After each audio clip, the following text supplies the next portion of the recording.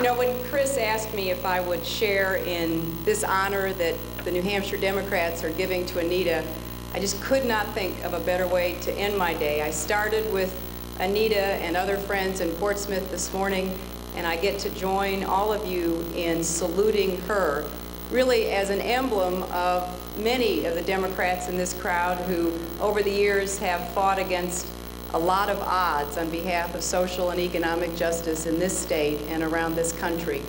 And I know on behalf of all of the candidates and everyone who's supporting all of the candidates, it has been such a gratifying experience for us to be here with you, to meet people like Anita and so many of you in this room who, because of your commitment to the kind of personal campaigning that the New Hampshire primary represents, gives each of us a chance not only to meet a lot of people here in this state, but to listen and learn from them.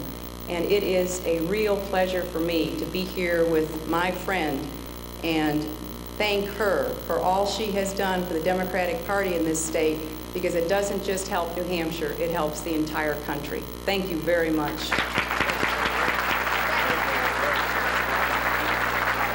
Candidate for President of the United States, fellow Democrats, is Dean Curtis. Give him a big hand, Dean Curtis.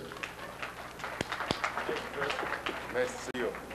First, I'd like to thank Chris Spiro and Russ for giving me this opportunity. I've been on the road for a long time, since it was just Paul Songus and I out there, and rode on the boat ride in Lake Winnipesaukee with some of you. Went to the picnic last summer. Long before it was fashionable to be a Democratic candidate, I was on the road in my VW from Venice, California. I figure I should introduce myself a little bit more about why I feel I'm qualified. Some have called me the stealth candidate. I have a master's degree in administration. I have led an employee buyout movement at Howard Hughes' company out in Los Angeles.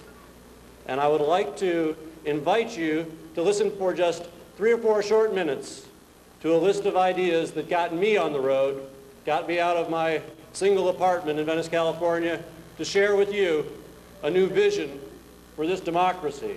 I think it's time for a pro-democracy movement in this country. I think we have a real need for what I call employee democracy. I led an employee buyout movement because I believe that the employees of this country can be involved in a productivity explosion the likes of which we have never seen. I believe that through bottom-up decision-making and letting the natural leaders rise in this economy, we can kick off this productivity explosion. I would like to see democratic elections every spring for 1/3 of the board of directors members of each publicly traded company in this country.